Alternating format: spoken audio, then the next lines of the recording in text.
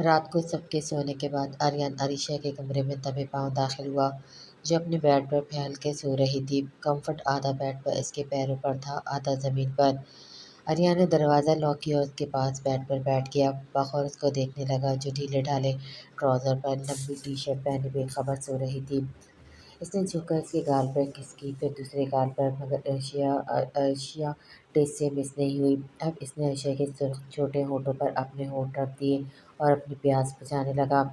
2 minute بعد ہی عرشیہ نیند میں بے چین ہوئی۔ اس کو نیند میں کسی کا لمس محسوس ہوا اور سانس رکتی ہوئی محسوس ہوئی۔ اس نے ایک دم آنکھ کھول کر دیکھا تو کوئی بھی نہیں تھا۔ اس نے اپنا وہم سمجھا اور دوبارہ سونے لگی۔ آریان جو اس کے کسمسانے پر فوراً دور ہو کر بیڈ کے نیچے ہو گیا تھا، اس کے سوتے ہی بیڈ کے اوپر آیا۔ اب اس کا نشانہ اس کی لمبی سفید گردن تھی۔ لیمپ آف کر کے اس کی گردن پہ جھک گیا۔ عرشیہ کی خوشبو ایسے ہی مدہوش کر رہی تھی۔ وہ سب کچھ بھولتا جا رہا تھا کہ اس کو ڈرانے اور اپنا بدلہ لینے آیا ہے۔ اسے تو بس یہ یاد تھا کہ اس کی باہوں میں اس کی شرعی بیوی، اس کی جائز ملکیت ہے۔ عرشیہ کی چیخ پر وہ ہوش میں آ کر اسے دور ہوا اور کھڑکی سے کود کر باہر نکلا۔ جلدی سے گھوم کر اس کے روم میں آیا تو اندر آتے ہی عرشیہ سے ٹکرایا اور اسے مضبوطی سے پکڑ کر جو بھاگ کر کمرے سے نکلنے والی تھی۔ کیا ہوا عرشی جان؟ اس نے لائٹ آن کی۔ وہ کمرے میں کوئی ہے؟ اس کے سینے میں منہ چھپا لیا۔ کوئی نہیں ہے، دیکھو یہاں آؤ۔ اسے لے کر بیڈ پر بیٹھا اور جگ سے پانی نکال کر پلایا۔ پانی پی کر اسے کچھ سکون ہوا۔ یہاں کوئی تھا آریان، میں سچ کہہ رہی ہوں۔ اس نے مجھے چھوا اور پیار بھی کیا، کوئی بھوت تو نہیں؟ اس نے پھر سے آریان کے سینے میں منہ چھپا کر اس کا پورا وجود کانپ رہا تھا۔ آریان کو تھوڑا افسوس ہوا، زیادہ ہی ڈرا دیا بیچاری کو۔ نہیں یار، کچھ نہیں ہے یہاں، تمہارا وہم ہے۔ آریان نے اسے باہوں میں بھر لیا۔ نہیں، مجھے نہیں پتا، میں نے مما کے پاس جا کر سونا ہے، تم مجھے وہاں چھوڑ آؤ۔ او تیری، یہ کیا ہو گیا؟ اس کا سارا پلان خراب ہو جائے گا۔ اچھا ادھر دیکھو میری طرف۔ اس کا چہرہ دونوں ہاتھوں میں لے کر اوپر اٹھایا۔ بتاؤ چچی جان، اور چچا جان کو کیا بتاؤ گی کہ اس بھوت نے تمہیں چھوا اور پیار کیا؟ اس نے شرم سے فوراً نفی میں سر ہلایا۔ پھر کیا بتاؤ گی؟ وہ لوگ پریشان ہوں گے اس وقت، پھر میں کیا کروں؟ تم سونے کی کوشش کرو، میں یہیں بیٹھا ہوں، تم سو جاؤ گی تب چلا جاؤں گا۔ اس نے عرشیہ کو نرمی سے بیڈ پر لٹایا اور خود پاس بیٹھ گیا۔ نہیں نہیں، وہ پھر آ جائے گا، تم یہیں سو جاؤ پلیز۔ آریان نے اس کا ہاتھ پکڑ کر منت سے بولی۔ یہاں نہیں یار، اچھا نہیں لگتا۔ آریان کا دل خوشی سے سینے میں اچھل کر کود رہا تھا، مگر منہ پر شرافت سجائے انکار کر رہا تھا کہ اچھا نہیں لگتا۔ تم میرے شوہر ہو، کوئی غیر نہیں ہو، تم بس یہاں سو رہے ہو۔ اس نے ضد سے بولا۔ تم بس یہاں سو رہے ہو، اس نے ضد سے بولا۔ چلو آؤ۔ آریان بیڈ پر لیٹ گیا، اس کو اپنی باہوں میں لیا اور لیمپ آف کر دیا۔ آہستہ آہستہ اس کی کمر سہلانے لگا۔ آریان، عرشیہ نے سرگوشی میں کہا۔ کچھ نہیں کر رہا یار، سو جاؤ۔ اب اس کی پیشانی چوم کر اس نے خود بھی آنکھیں بند کر لی۔ کچھ دیر بعد عرشیہ بھی سو گئی۔ صبح کسی کے بھی اٹھنے سے پہلے آریان اپنے کمرے میں چلا گیا تھا۔ عرشیہ سو رہی تھی۔ وہ شاپنگ مال میں انٹر ہونے والی تھی جب اس نے ایک ساتھ 4-5 گاڑیوں کو گزرتے دیکھا، جس میں سے 2 میں اسلحہ کے ساتھ گارڈز تھے، شاید کوئی سیاسی شخصیات تھی۔ وہ سر جھٹک کر اندر بڑھ گئی۔ شیر خان، گاڑی کہیں بھیڑ سے دور رکوا دو۔ جی چھوٹے خان۔ زکم خان نے بلیک شلوار سوٹ پر فون کلر کا واسکٹ زیب تن کیا ہوا تھا۔ اس نے جلدی سے کوٹ اتارا اور بلیک ماسک لگا کر باہر نکلا۔ سب ملازم اس کے مال کے اندر جاتا دیکھ رہے تھے، جس کے ہر انداز سے بے قراری جھلک رہی تھی۔ ہیلو، کیسی ہو؟ ڈریسنگ چیک کرتی علی سے چونکی تھی، حیران نظروں سے دیکھتی ہوئی صرف اتنا ہی کہہ سکی، تم یہاں؟ وہ ایسے ماسک میں بھی پہچان گئی۔ ان کا تعلق اجنبیت سے شروع ہو کر آپ سے تم تک جہاں پہنچا ختم کرنے کو تیار نہیں تھی۔ ارادہ تو کسی ضروری کام سے جانے کا تھا، مگر تمہیں یہاں آتے دیکھ کر اپنے قدموں کو روک نہ سکا۔ آج اس کو 2 ہفتے ہو چکے تھے علیزے کو دیکھے۔ اس دن بابا جان کے حکم پر وہ حویلی گیا تھا، جب سے ہی شبیر علی خان نے ایسے اپنے کاموں میں الجھایا کہ اسے ایک پل کی فرصت نہیں مل سکی تھی۔ آج بھی وہ منسٹر اور اعلیٰ افسران کے ساتھ ضروری میٹنگ تھی، مگر یہ علیزے کو دیکھ کر فوراً سے اب اس کے پیچھے آیا، اپنے باپ کا ہر کام حکم بھول گیا۔ 2 ہفتے بعد اسے دیکھ کر یہ وہی جانتا تھا کیسے یہ دن اس کو بنا دیکھے بنا ملے گزرے ہیں۔ اس کے چہرے کو روشن کرتی مسکراہٹ اسے سخت زہر لگی۔ میرا آپ سے کیا تعلق؟ اس نے ہاتھ میں پکڑی ڈریس واپس رکھی اور سخت لہجے میں کہا، بہت گہرا تعلق ہے، میرے دل کے تار تمہارے دل کے تاروں سے بندھے ہوئے ہیں۔ جب جب تم مجھے یاد کرتی ہو، سوچتی ہوں، میرے متعلق کچھ کہتی ہو، مجھے ازخود خبر ہو جاتی ہے۔ بے وقوف، میرا کبھی دماغ خراب نہیں ہو کہ آپ کے متعلق فضولیات سوچتی رہوں۔ وہ دبے دبے لہجے میں بولتی ہوئی پلٹی اور کاؤنٹر کے پاس جا کر لے گئی سوٹ کی پیمنٹ کرنے لگی۔ زخم نے اس کو روکا، شیر خان کو اشارہ کیا، آج تم میرے ساتھ ضرور چل رہی ہو۔ وہ اس کے ساتھ چلتے ہوئے شاپ سے باہر آیا۔ وہ ٹھہر کر اسے گھورتے ہوئے غصے سے بولی، ہوش میں تو ہیں آپ؟ یقیناً وہ اور آپ کو میرے ساتھ چلنا ہوگا، ورنہ اس کی گہری نظریں بہت کچھ کہہ رہی تھی۔ اس کے جارحانہ عزائم پر وہ 2 قدم پیچھے ہٹتی بولی، ورنہ کیا؟ ورنہ میں تمہیں زبردستی اپنے ساتھ لے کر جا سکتا ہوں۔ اس سے بڑھ کر اس کا بازو اپنے شنکشی میں کے ساتھ تھا۔ وہ سن کر کھڑی رہ گئی۔ اس کی نظریں چاروں طرف آتے جاتے لوگوں کو دیکھنے لگی جو انہیں میاں بیوی سمجھ کر شریر نظروں سے دیکھ رہے تھے۔ اس کی پیشانی عرقے آلود ہو گئی تھی۔ وہ جھٹکے سے بازو چھڑا کر پیچھے ہو گئی۔ میں چلتی ہوں لیکن تم میرا بازو نہیں پکڑو گے۔ اس کے کنفیوز انداز پر وہ ہنس دیا۔ As you wish madam. وہ دونوں مال سے ایک ساتھ باہر آئے، اس لیے دور کھڑی گاڑی ایک کی طرف لایا۔ ماسک میں ہونے کی وجہ سے کسی نے ایسے نہیں پہچانا تھا۔ فارم ہاؤس میں داخل ہوئے تھے۔ شیر خان، آج جشن کا دن ہے، تمہارے خان کی خانم ہمارے غریب خانے پر آئی ہے۔ اس نے محبت باش نظر سے علیزے کی طرف دیکھتے ہوئے شیر خان سے کہا، اور شیر خان ہاتھ باندھے سر جھکائے مدب کھڑا اسے ہر بات سن رہا تھا۔ علیزے بیدار سی وہاں چپ چاپ کھڑی لان کی خوبصورتی دیکھ رہی تھی۔ دونوں طرف سرسبز گھاس، بیچ میں اندر جانے کا راستہ بنا تھا۔ اونچے اونچے پیڑ، ایک طرف وائٹ کلر کا مور جس کی چونچ سے پانی نکل کر فوارے میں جا رہا تھا۔ لان میں 4 وائٹ مور ادھر ادھر آزادانہ گھوم رہی تھی۔ ان سب نے مل کر علیزے کا خراب موڈ ٹھیک کر دیا اور خود بخود اس کے چہرے پر مسکراہٹ آئی۔ زینب، سب تمہارا ہی ہے۔ زخم خان نے اس کے کان کے پاس سرگوشی کی۔ اس نے غصے سے پلٹ کر دیکھا، مسکراہٹ ایک دم غائب ہوئی۔ چلو آؤ اندر چلیں۔ اس کے کچھ بولنے سے پہلے اس کا ہاتھ پکڑ کر اندر کی طرف بڑھا۔ زخم خان کے کہنے پر ملازموں نے سب تیاری پہلے ہی کر لی تھی۔ اسے لے کر ڈرائنگ روم میں آیا۔ زخم خان نے پہلے اس کے لیے چیئر کھسکائی، اس کے بیٹھنے کے بعد خود بیٹھا۔ اس نے ایک نظر ڈائننگ ٹیبل پر ڈالی، سب ڈشز اس کی پسند کی تھی۔ وہ علیزے کے چہرے پر تحلیل کے رنگوں سے محفوظ ہوتے ہوئے بولا، میں تمہاری حیرانی دور کر دیتا ہوں، مجھے تمہاری پل پل کی خبر ہوتی ہے، مجھے تمہاری کوئی فضول بکواس نہیں سننی۔ علیزے نے بنا ملازموں کا خیال کیے تلخ لہجے میں کہا، او مائی لیڈی، غصہ نہیں، کھانا کھاؤ۔ زخم خان نے مسکراتے ہوئے کسی بچے کی طرح پچکارا۔ ملازم حیران ہو کر دیکھ رہے تھے۔ چھوٹی سی غلطی پر لوگوں کی درگت بنانے والا زخم یار خان اس لڑکی کی بدتمیزی کے جواب میں مسکرا رہا تھا۔ تم چاہتی ہو میں اپنے ہاتھوں سے کھلاؤں تمہیں؟ اس نے مسکراتے ہوئے شرارت سے پوچھا اور ایک ایک چیز اسے خود پیش کر رہا تھا تو اسے ناچار اس کا ساتھ دینا پڑا۔ اس کے چہرے سے ناگواری اور زبردستی آنے کا حال آیا تھا۔ بیزارگی ادھر گرد دیکھتی جیسے وہ اس کے حکم کی منتظر تھی کہ کب وہ اشارہ کرے اور کب وہ دوڑ لگائے۔ جب تک کافی آتی ہے تب تک ہم آپس میں بات کر سکتے ہیں۔ کھانے کے بعد وہ اس کا موڈ بحال کرنے اور اسے متوجہ کرنے کے لیے بولا تھا، میں تم سے کوئی بات نہیں کرنا چاہتی۔ وہ دانت پیستے ہوئے غرائے۔ اس کے بگڑے تیوروں سے قطع نظر وہ شوخی سے اسے دیکھتے ہوئے بولا، بات تو تمہیں ہر صورت کرنی ہوگی کیونکہ مجھے گونگے لوگ اچھے نہیں لگتے۔ وہ اس ٹیبل پر دونوں لوگ الحمدللہ بول سکتے ہیں۔ ویسے آپس کی بات ہے، میں اپنے پیرنٹس کو تمہارے گھر کب بھیجوں؟ وہ اتنے نارملی انداز میں کہہ رہا تھا جیسے پہلے کبھی ان میں کمٹمنٹ رہی ہو۔ ہرگز نہیں، قطعی نہیں، میں تمہاری صورت نہیں دیکھنا چاہتی، شادی تو دور کی بات ہے۔ اس نے اپنے اندر کا زہر اگلا تھا۔ ویسے ہونے والے مجاز خدا کے متعلق اس قسم کی باتیں نہیں کرتے۔ اس کی صحت پر اس کے الفاظوں کا کوئی اثر نہیں ہوا تھا۔ شٹ اپ، مجھے تم سے شدید نفرت ہے۔ اس کا چہرہ غصے سے سلگ رہا تھا، دل میں جیسے آگ سی لگ گئی تھی۔ پھر وہی فضول بات، اگر کوئی اپنی چاہت کا اظہار کرے تو جواباً یا تو خاموشی اختیار کرنی چاہیے یا پھر ویسا ہی جواب دینا چاہیے۔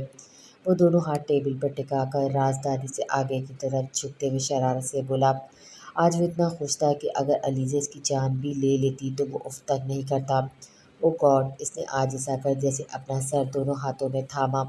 اس ڈھیٹ انسان کو اس کی کسی بات کا اثر ہی نہیں ہو رہا تھا۔ ارادہ تو میرا یہی تھا کہ تمہارے ان مخروطی حسین نازک ہاتھوں سے کافی بنا کر پیتا، مگر اب میں از خود تمہیں بنا کر دوں گا اور تمہیں پینی ہوگی۔ وہ بڑے تحکم بھرے لہجے میں اس پر جتا رہا تھا کہ وہ کافی پیے بغیر یہاں سے ہرگز نہیں جا سکتی۔ وہ مسلسل اسے کھا جانے والی نفرت انگیز سے نظروں سے گھور رہی تھی۔ میں نے ایک بار پہلے بھی تمہیں کہا ہے کہ تمہاری آنکھیں بے حد حسین ہیں، اگر یہ پیار سے دیکھیں تو۔ اس کے شریر لہجے پر وہ نچلا لب کو دانتوں تلے دباتے رخ موڑ کر گلاس وال سے باہر لان کے منظر کو دیکھنے لگی اور اس وقت کو کوسنے لگی جب اکیلے گھر سے نکلی تھی۔ تم آخر چاہتے کیا ہو؟ اس کی جبر و زبردستی کے انداز نے اسے تھوڑی دیر خاموش رہنے کے بعد ہی بولنے پر مجبور کر ڈالا۔ خاصے دبے ہوئے لہجے میں اس سے پوچھا تھا، صرف تمہیں؟ اس کی گہری گرم نظروں اور لفظوں پر اس کا چہرہ دہک اٹھا۔ بے وقوف، مجھے اس قسم کی فضول باتیں قطعی پسند نہیں، وہ بمشکل غصہ ضبط کر کے بولی تھی۔ لیکن مجھے پسند ہے اور میں تمہاری پسند ناپسند کا پابند نہیں ہوں۔ بڑے دل جلانے والے انداز میں اس نے اپنے مخصوص تحکمانہ لہجے میں کہا تھا۔ مسٹر زخم یار خان، جو خواب تم دیکھ رہے ہو وہ کبھی شرمندہ تعبیر نہیں ہوگا۔ بہتر ہے اب بھی اس فضول خیال کو چھوڑ دو۔ شرابوں کے پیچھے بھاگنے سے سوائے ملال اور دل گرفتہ مایوسی کے کچھ ہاتھ نہیں آیا کرتا۔ وہ زہریلے لہجے میں تلخی سے گویا ہوئی۔ ملازمہ کافی رکھ کر چلی گئی۔ وہ میرا معاملہ ہے، میں اسے کس طرح ہینڈل کرتا ہوں تم سے بہتر جانتا ہوں۔ اس نے کافی میں کریم ملاتے ہوئے اس کے سرخ چہرے کو بغور دیکھا اور پھر کپ اس کی جانب بڑھاتے ہوئے مسکرا کر بولا، لیجیے میڈم، کافی تیار ہے۔ زندگی میں پہلی بار بنانے کی زحمت کی ہے، وہ بھی آپ کے لیے۔ میں کافی نہیں پیتی، اس نے ہٹ درمی سے سخت لہجے میں انکار کیا۔ اوہو، اب میں نے بنا دی ہے، آپ کو ہر صورت پینی ہوگی، پھر گھر بھی تو جانا ہے۔ اس نے باہر اترتے اندھیروں پر اس کی نظر کرائی تو اسے وقت کی بہت تیزی سے گزرنے کا احساس ہوا اور اس کی آنکھوں میں جیت کا تیرتا نشہ صاف نظر آ رہا تھا، جیسے وہ بے حد خوش ہو رہا تھا، اسے مجبور اور بے بس دیکھ کر لطف انداز ہو رہا ہو۔ میں نہیں پیوں گی، اس نے قطعی انداز میں نفی میں سر ہلایا۔ اسے بھی ضد ہو گئی تھی اور اس کا پیش کیا ہوا نازک کانچ کا خوبصورت کا فرش پہ دے مارا۔ اس کے ساتھ ہی تیزی کے ساتھ وہ بیرونی دروازے کی سمت بڑھی تھی۔ زخم خان تو اس کے ری ایکشن پر شدید رہ گیا، اس کے شدید رد عمل پر۔ ہوش میں آتے ہی زخم خان نے آگے بڑھ کر اس کا ہاتھ پکڑ کر اپنی طرف کھینچا تو وہ اس کے چوڑے سینے سے آ کر ٹکرائے۔ ایک ہاتھ سے اس کی کمر کو سختی سے جکڑے، دوسرے اس کا جبڑے پکڑے اس کے منہ پر دھاڑا۔ کیا سمجھتی ہو تم اپنے آپ کو؟ میں اپنی محبت میں کچھ نہیں کہہ رہا تو سر پر چڑھی جا رہی ہو؟ زخم یار خان ہوں میں، 2 منٹ میں تمہاری اکڑ اور غرور کو مٹی میں ملا دوں۔ اس کے منہ پر غصے سے گہرے گہرے سانس لے رہا تھا اور علیزے تو سانس ہی نہیں لے رہی تھی۔ یہ سب چند پل میں ہوا کہ وہ کچھ سمجھ ہی نہ پائی۔ اب زخم خان کو دیکھ رہی تھی جو غصے سے سرخ انگارہ آنکھوں سے اسے گھور رہا تھا، جس کی پکڑ میں اتنی سختی اور جنون تھا کہ علیزے کو اپنی کمر اور منہ پر جلن سی محسوس ہونے لگی۔ زخم نے ایک جھٹکے سے اسے چھوڑا تو وہ 2 قدم دور ہوئی، اب خاموش کھڑی اپنی سانس درست کر رہی تھی۔ زخم ایک ہاتھ سے ماتھے کو پکڑنے اور خود کو کنٹرول کر رہا تھا، وہی ہاتھ بالوں میں پھیرا اور دونوں ہاتھ منہ پر پھیر کر اپنے غصے کو بالکل ختم کر کے اس کی طرف پلٹا، جو لمبے لمبے سانس لے رہی تھی۔ سرخ آنکھیں پانیوں سے بھری تھیں، دونوں گالوں پر اس کی پکڑ کی وجہ سے سرخ نشان تھے۔ اس کا دل دکھ سے بھر گیا، اپنی متاع جان کو کیسے تکلیف دے سکتا تھا وہ۔ Sorry Alizeh, I am so sorry. وہ اس طرف بڑھا ہی تھا جب علیزے اس سے ڈر کر باہر کی طرف بھاگی تھی۔ اس کے رد عمل نے زخم یار خان کے اندرونی ٹوٹ پھوٹ کا بہت واضح کر دیا تھا۔ جب تک وہ باہر آیا وہ اپنی گاڑی اسٹارٹ کر کے جا چکی تھی۔ زخم کا ملازم اس کی کار اور شاپنگ بیگ پہلے ہی لے آیا تھا۔ اس کی اتنی شدید نفرت کے پیچھے کون سا راز پوشیدہ تھا وہ اسے اب پتہ کرنا چاہتا تھا۔ آج کی ہونے والی ذلت، جب اس کی حرکت پہ زخم یار خان کا ری ایکشن، سب اس کے دل پر رقم ہو چکی تھی۔ بڑے غصے میں ہو، کیا ہوا احتشام بھائی سے ملاقات تو نہیں تھی؟ شفا نے اس کے سرخ چہرے کو دیکھتے ہوئے شرارت سے پوچھا۔ شفا، آئی ایم ویری اپسیٹ ہوں۔ وہ اضطراری کیفیت میں انگلیوں سے ہاتھ کو مسلتے ہوئے سرد لہجے میں بولی۔ اس کا سخت لہجہ اسے اجنبی پرایا سا محسوس ہوا۔ کیا بات ہے آپی، کوئی ٹینشن ہے تو مجھے بتائیے۔ کچھ نہیں ہوا، ہوئی بات نہیں ہے، میں ٹھیک ہوں۔ وہ جبرن مسکراتے ہوئے بولی، اچھا آپ ہی آپ میری چیزیں لائی ہیں جو میں نے منگوائی تھی؟ ہاں گاڑی میں ہے، یہ لو چابیاں، جا کر لے آؤ۔ بڑا زبردست پرفیوم لگایا ہے، کہاں سے لیا؟ اس نے آنکھیں نچاتے ہوئے کہا۔ تو علیزہ کو یاد آیا کہ زنگم خان سے اس کے کتنے قریب آیا تھا۔ اب اس کے وجود سے پھوٹتی وہ خوشبو اس کی کرب کا ہی نتیجہ تھا۔ اس کی خوشبو سے وحشت ہونے لگی۔ اس نے اٹھتے ہوئے کہا، جا کر گاڑی سے اپنا سامان لے آؤ۔ اس کے ساتھ ہی وہ کمرے کی طرف بڑھی تھی۔ تحریم لندن سے اسٹڈی کمپلیٹ کرنے کے بعد واپس آ گئی تھی، جس کی وجہ سے آج کافی دن بعد نصرت جہاں مامی کی امی آئی ہوئی تھی اور آتے ہی اپنا پسندیدہ کام یعنی علیزے کی برائی میں مصروف تھی۔ اسی وجہ سے علیزہ آج روم سے باہر کم ہی نکل رہی تھی۔ کچھ اس لڑکی سے بھی کام کروایا کرو، یہ کیا بات ہوئی؟ صبح اٹھی، یونیورسٹی دوڑ گئی، شام کو آئی، کھایا پیا، سو گئی۔ انہوں نے منہ بنایا، اماں جان پڑھائی بہت مشکل ہوتی ہے، بہت محنت اور توجہ کی ضرورت ہوتی ہے، پھر کام بھی کتنا ہوتا ہے، سارا کام تو نوری کام والی کرتی ہے اور تحریم سے میں کوئی کام نہیں کرواتی۔ علیزے بھی ہماری ہی بیٹی ہے، تم سب کی آنکھوں پر اس کی محبت کی پٹی بندھی ہے، بھائی نہ جانے تم لوگ کب اس کی محبت کے زہر سے نکل کر جینا سیکھو گے۔ انہوں نے ٹھنڈی آہ بھری تھی۔ شفا نے میں نے خیالی نظر سے اپنی ماں کو دیکھا، وہ سمجھ کر مسکرا دی، اب ان کی یہ بیٹی کوئی نہ کوئی شرارت کرنے والی ہے، اور وہ خود بھی یہی چاہتی تھی ٹاپک چینج ہو جائے اب، کیونکہ سکندر احمد خان بھی ان کے بیچ آ کر بیٹھ گئے تھے اور ان کے سامنے علیزے کی برائی کرنا طوفان کی دعوت دینے کے برابر تھا۔ نانو آپ کا کب تک گاؤں جانے کا ارادہ ہے؟ شفا نے ان کے قریب کھسکتے ہوئے پوچھا۔ کیوں بری لگ رہی ہوں تجھے؟ وہ بگڑی تھی۔ ایک تو نانو آپ بزرگوں میں یہی خرابی ہے، نوجوان نسل کی ہر بات کو الٹے رنگ میں لے لیتی ہے۔ حالانکہ میرا مقصد صرف اتنا تھا کہ اگر اس بار آپ جائیں گی تو میں بھی ساتھ چلوں گی۔ اس نے منہ بسوڑا۔ شفا پہلے بھی چھٹیوں میں پاکستان آتی رہی ہے اور نانو کے ساتھ گاؤں بھی گئی ہے۔ نہ بی بی نہ، مجھے معاف رکھو، پچھلے سال بھی تم گئی تھی اور میرے سارے کبوتر طوطے سب اڑا دیے تم نے۔ نانی کو وہ حادثہ یاد آیا، شفا یاد کر کے ہنسی تھی۔ سچ نانو، آزادی پا کر سب پرندے کس قدر خوش تھے، ایک بار بھی مڑ کر آپ کی طرف نہیں دیکھا، کہیں آپ بھی پکڑ لیتی، آزادی تو سب کو پیاری ہوتی ہے نا۔ اس نے معصومیت سے گردن ہلاتے ہوئے انہیں بتایا، دفعہ میرے سارے اتنی محنت و شوق سے پالے پرندے اڑا دیے اور نام کر دیے ثواب کا کہ سب پرندے اڑنے کے بعد دعا دے رہے تھے۔ وہ منہ بناتے ہوئے بولی، آپ کو کہا، وہ تو مجھے دعا دے رہے تھے، آخر آزاد بھی میں نے کیا تھا۔ اس نے کالر اکڑایا، اور اس وقت تو تم میرا نام لے رہی تھی۔ وہ یکدم بگڑی، تو اس وقت آپ رو رہی تھی نا؟ شفا کو اپنے الفاظ یاد آئے تو وہ اور ہنسی۔ بس کر چکی کی نانو، اس بات کو چھوڑے، یہ بتائیں پھر میں ڈیڈی سے بات کروں گاؤں جانے کی؟ کوئی ضرورت نہیں ہے، پہلے گئی تھی تو میرے کبوتر اور طوطے اڑا دیے، اب جاؤ گے تو خبر نہیں، میری مرغیاں اور مرغے کو آزاد کر ڈالو، تم سے کوئی بیت نہیں ہے۔ سب ان کی باتوں پر مسکرا رہے تھے۔ مرغیاں اور مرغے بے وفا تھوڑی ہوتے ہیں، وہ جہاں جاتے ہیں لوٹ کے گھر ہی آتے ہیں، اگر انہیں کوئی زبردستی گھر لے جانے کی کوشش نہ کرے تو۔ شفا نے مزے سے کہا، لو اور سن لو۔ انہوں نے شفا کو گھورا، نانو مرغیاں اور مرغے تو ویسے بھی کام آتے ہیں، ان کے گوشت سے کئی ڈشیں تیار ہوتی ہیں۔ وہ جانتی تھی نانو کو اپنے جانوروں سے کتنا پیار ہے، اس لیے ان کو تنگ کرنے کے لیے ایسی باتیں کر رہی تھی۔ کمبخت، تو میری معصوم مرغیوں پر نظر رکھی ہوئی ہے۔ انہوں نے ایک ہاتھ اس کی کمر پر رسید کیا۔ ہائے نانو، اس عمر میں بھی آپ کی طاقت، کمر سہلاتے ہوئے اس نے منہ بنایا۔ کیوں نہ ہوگی بھلا، انواع اقسام کی جڑی بوٹیاں روز پسوا کر کھائی ہیں، اصلی گھی کے ساتھ۔ نصرت بیگم نے فخری انداز میں بتایا، پچھلے سال جب میں گئی تھی تو مجھے روز نئی سبزی پکوا کر میرے سامنے رکھتی تھی اور ارشاد فرماتی تھی کہ سارے وٹامنز انہی میں ہوتے ہیں۔ تو کیا غلط کہتی تھی؟ یہ موئے ٹی وی پہ کوئی پروگرام کرتے، اسی میں کسی سے سنا تھا میں نے۔ پھر بھی نانو، یہ آپ کی پالتو مرغیاں اور مرغے کس کام آئیں گی بھلا، ان میں بھی تو بڑے وٹامنز ہوتے ہیں، اس نے شرارت سے کہا۔ خبردار جو تو نے ان کا نام لیا، انہوں نے آنکھیں نکال کر بولی۔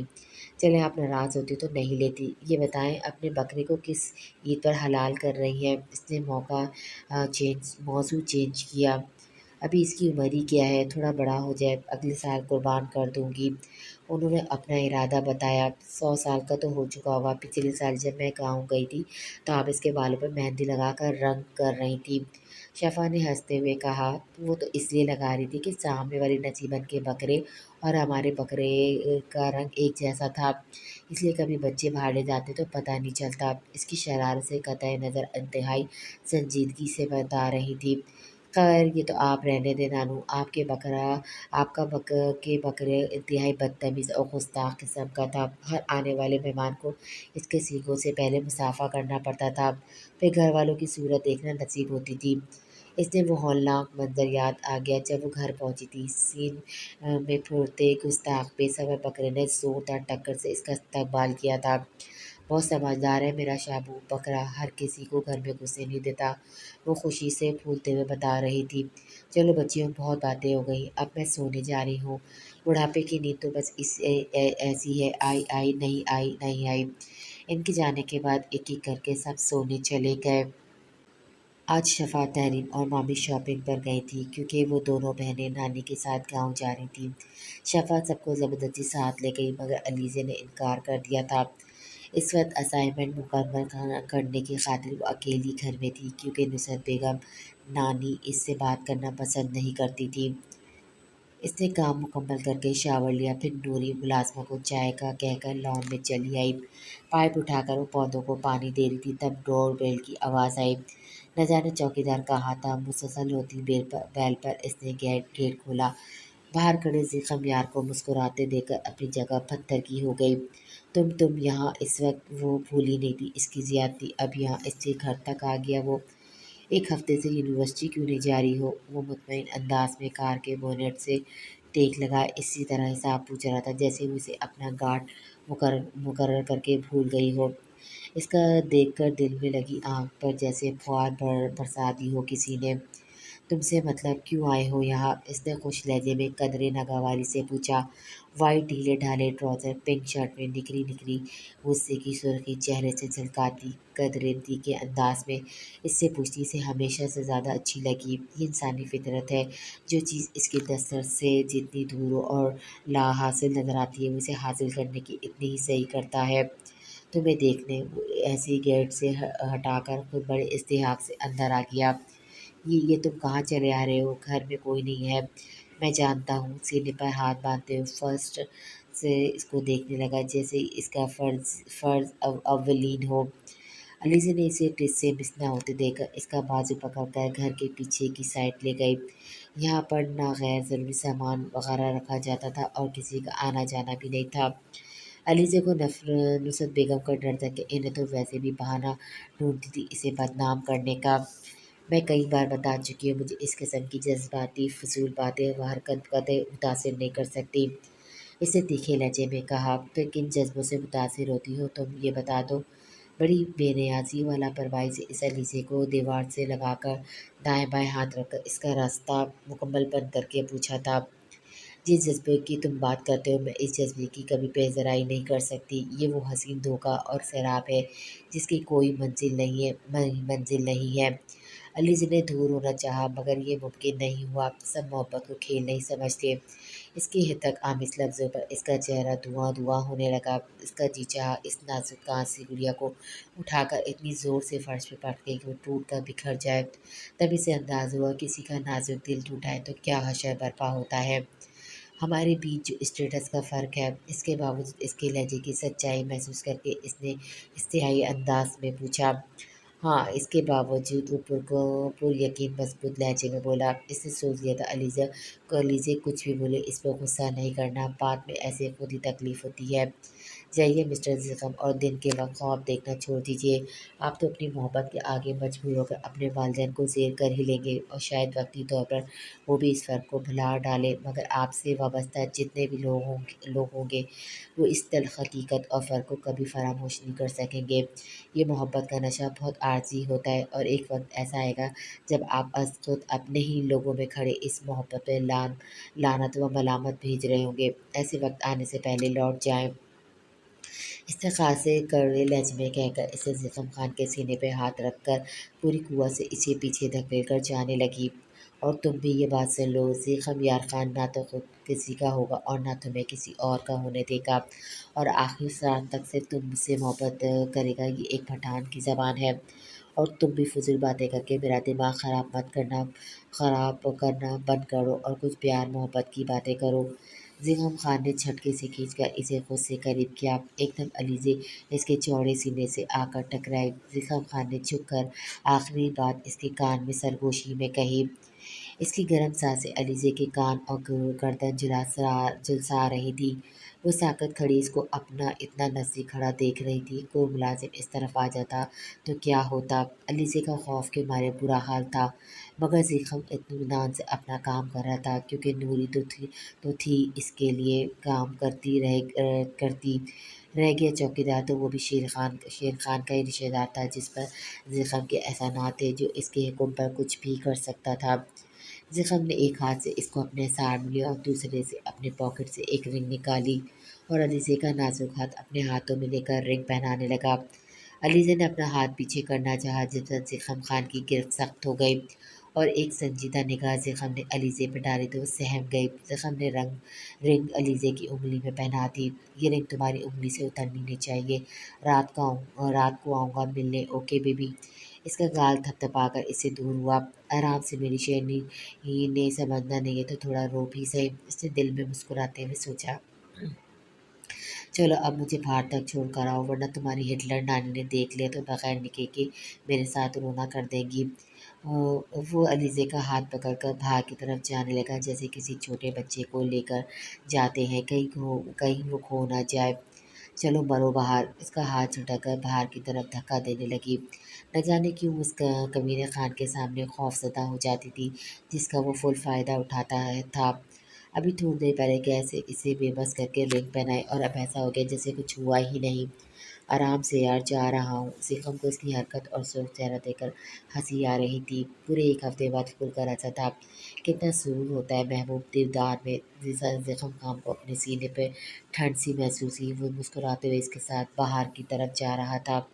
अच्छा एक और बात, इसने रोक कर कुछ कहना चाहा तो अलीज़े ने इसे बाहर निकालकर धाड़ से दरवाज़ा बंद किया था और फिर अपने पीछे बैल बजने के बावजूद वो बड़ी बेहिसी और सफाकी के साथ बहरी बनी पौधों को पानी देती रही। काफ़ी देर बाद जाकर जब बैल बंद हुई तब इसने पाइप एक तरफ फेंक कर हाथ धोए नल बंद किया और अंदर की तरफ पड़ गई। बीबी चाय नूरी चाय लिए हाजिर थी। शुक्रिया नूरी, वो कब लेती अपने कमरे में चली आई। इसके असाब जैसे शदीद टूट-फूट का शिकार हो रहे थे।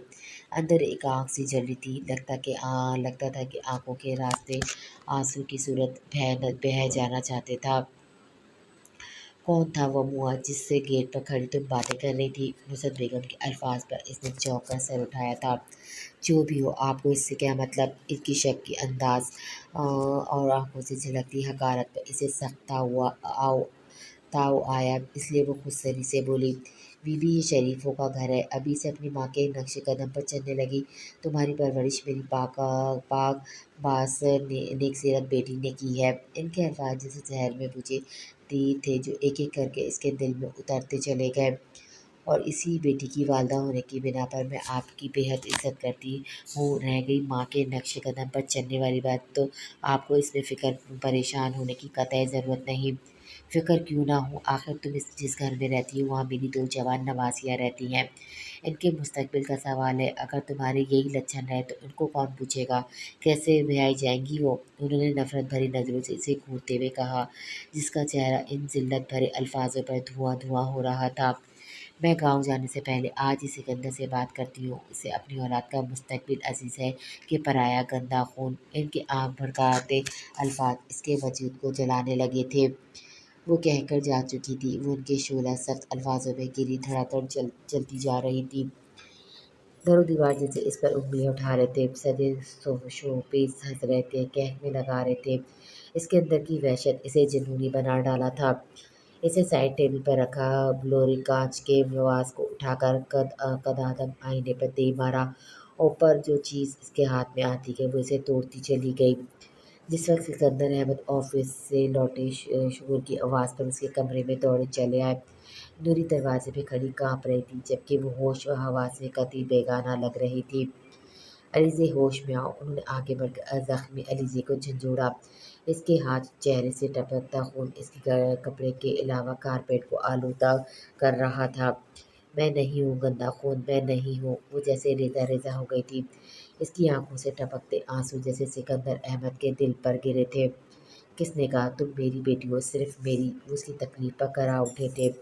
جس دکھ کو بھلانے کے لیے اس نے اپنے آپ کو بلا ڈالا تھا، نصرت بیگم کے الفاظ اس کی یادداشت میں اس کے دکھ کو روشن کر گئے تھے۔ صحیح کہا کسی نے، سانپ سے زیادہ زہر الفاظوں میں ہوتا ہے۔ روز آہستہ آہستہ انسان کو اندر سے ختم کر دیتا ہے۔ جبھی تو ہمارے نبی محمد صلی اللہ علیہ وسلم نے فرمایا ہے، مومن وہ ہے جس کی زبان اور ہاتھ سے دوسرے مسلمان کو تکلیف نہ پہنچی ہو۔ اس کی نکاہٹ اور وہ وخاموشی میں لڑکتا ذہن جیسے ماضی کی اتھاہ گہرائیوں میں جا ڈوبا تھا۔ ان کے محبت بھرے الفاظوں سے غافل و بے خبر ہو کر ان کے بازو میں ڈھیلی پڑتی کارپیٹ پر جا گری۔ ماضی؟ ماما ایک بات پوچھوں؟ 5 سالہ علیزے نے بیمار مریم بیگم سے سوال کیا۔ کیا؟ ان کی سوالیہ نظریں معصوم بیٹے کے چہرے کو دیکھ رہی تھیں، جو چھوٹی سی عمر میں بہت احساس اور خیال رکھنے والی بچی تھی۔ ماں کی بیماری کی وجہ سے وہ وقت سے پہلے سمجھدار ہو گئی تھی۔ ماما وہ آپ بیمار ہیں نا، سب آپ کو دیکھنے آتے ہیں۔ پھر اس نے ایک لمحے کو ہچکچا کر سوال ادھورا چھوڑا اور ماں کو تکتے پا کر بولی، پھر بابا کیوں نہیں آتے؟ اس کے سوال پر ایک لمحے کو ان کا چہرہ تاریک ہوا۔ وہ بےتاب لہجے میں بولی، ان سے ہمارا اب کوئی تعلق نہیں ہے۔ کیوں ماما؟ اس کی نیلی آنکھیں بھیگنے لگیں۔ اس کا لہجہ احتجاج پر تھا۔ اس کے بے شمار سوالوں کا وہ اس طرح ادھورا جواب دے کر اسے الجھا دیا کرتی تھی، اور اسے اپنے باپ کا دھندلا سا عکس بھی یاد نہیں تھا۔ بس ایک یہی ضد تھی کہ اس کے بابا کے بارے میں بتایا جائے۔ اسے چاند کی جب انسانوں کا آپس میں تعلق ٹوٹ جائے اور رشتوں کا احترام اٹھ جائے تو وہ ایک دوسرے کے لیے اجنبی بن جاتے ہیں۔ وہ کھوئے دردناک لہجے میں گویا ہوئی، ماموں تو کہتے ہیں خونی رشتے کبھی نہیں ٹوٹتے۔ وہ جیسے بڑی آس و امید سے بولی تھی، ٹوٹ جاتے ہیں جب انسان ازد خود شوق سے اپنانا نہ چاہے، ان سے نفرت کرے تو وہ بڑی آسانی سے اپنی موت آپ مر جاتے ہیں۔ وہ جذبات کی شدت میں چیخنے لگی تھی، ان کا سانس تیز تیز چلنے لگا۔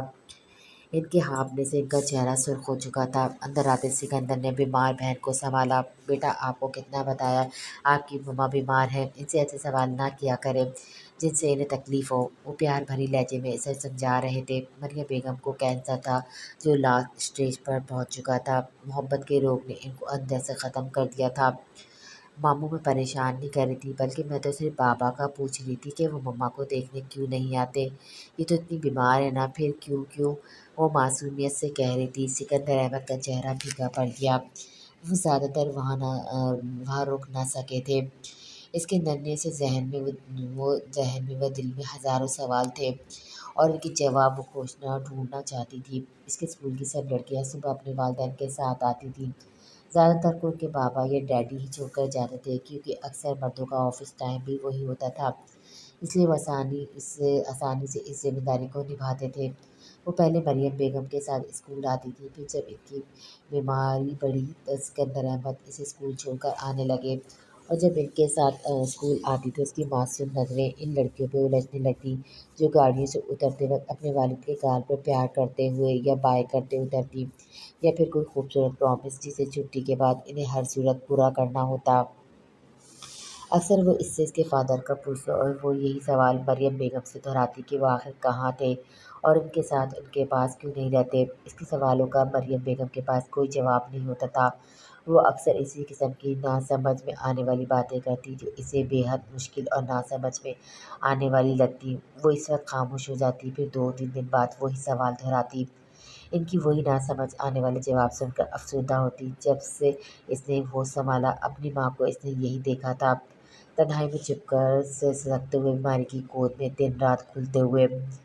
علیزے، ماں کی آواز پر وہ اپنا ہوم ورک چھوڑ کر چھوٹے چھوٹے قدم اٹھاتی ان کے بیڈ کے قریب آئی۔ ان کی آنکھوں کے اندر کو دھسی خالی اداس و بے جان سی لگ رہی تھی۔ جی ماما، استر نے چھوٹے سے ہاتھ ان کی آنکھوں کے کنارے صاف کرتے ہوئے پوچھا۔ انہوں نے ٹھہر کر بولنا شروع کیا، اپنے بابا سے ملنا دیکھنا چاہتی ہو نا؟ ان کے دکھ سے جو لہجے سے بیگانہ وہ ان کے الفاظوں پر حیران رہ گئی۔ ہاں مما، میں انہیں دیکھنا چاہتی ہوں، ان سے ملنا چاہتی ہوں کہ میرے بابا کیسے ہیں، کہاں ہیں، وہ ہمارے پاس کیوں نہیں رہتے۔ اس نے شدت جذبات سے ان کا ہاتھ اپنے ہاتھوں میں تھامتے ہوئے بے پناہ مسرت سے کہا تو ان کی آنکھوں میں رکے آنسو تیزی کے ساتھ آنکھوں کے کنارے سے بہتے بالوں میں جذب ہونے لگے۔ پچھلے ہفتے ہی سکندر احمد نے سراسری انداز میں مریم سے ذکر کیا تھا وہ اپنی وائف اور بیٹے کے ساتھ یہاں کراچی میں ہے، اگر وہ کہیں تو علیزے کو ملوا لائیں گے۔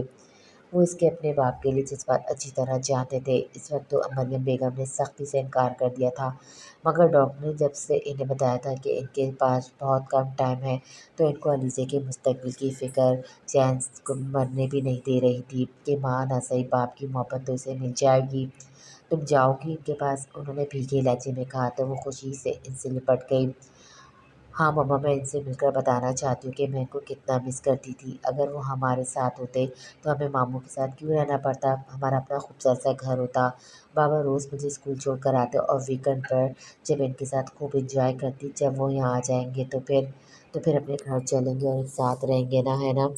وہ آس و امید سے ان کی طرف دیکھ کر ہاں کی منتظر تھی۔ میں بھائی کو کہہ دوں گی وہ دونوں چھوڑ آئیں گے، وہ اذیتوں میں اتنی بامشکل بولی تھی۔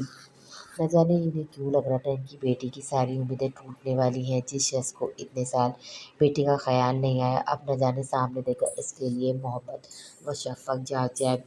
صرف میں آپ نہیں جائیں گی؟ اس نے بے یقینی و تحیر سے ان کی طرف دیکھا جس کا چہرہ دکھوں کا گھر بنا ہوا تھا۔ پہلے تم مل کر آنا، پھر میں۔ وہ کہتے کہتے خاموش ہو گئی تو آنسو ٹوٹ کر ان کی آنکھوں سے بہہ گئے۔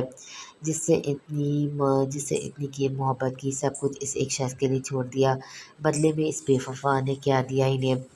وہ اس کے لیے اتنا ہی کافی تھا کہ وہ پہلی بار اپنے بابا سے مل کر انہیں چھو کر اپنے ہونے کا احساس کر سکے گی۔ اس نے اپنے دل میں اٹھتے ہزاروں سوال ان سے پوچھنے کے لیے تیار کر رکھے تھے۔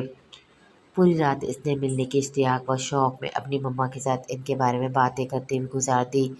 اسکول میں بھی وہ پورا ٹائم یہی سوچتی رہی کہ کب شام ہوگی اور وہ کب ماموں کے ساتھ بابا جان سے ملنے جا سکے گی، وہ اسے دیکھ کر ان کا کیا ری ایکشن ہوگا۔ اسکول سے آ کر اس نے ست روی سے گزرتے وقت کو دیکھا جھنجھلاتے ہوئے مریم بیگم سے پوچھا، مما میں کب بابا سے ملنے جاؤں گی؟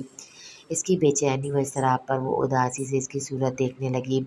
علیزہ ایک بے حد خوبصورت بچی تھی، نیلی آنکھیں، گولڈن بال، سرخ سفید موم کی گڑیا لگتی تھی۔ لوگ اسے پلٹ پلٹ کر دیکھتے اور دیکھتے ہی رہ جاتے۔ نہ جانے اس کی قسمت بھی اتنی خوبصورت ہوگی یا پھر میری طرح یہ بھی۔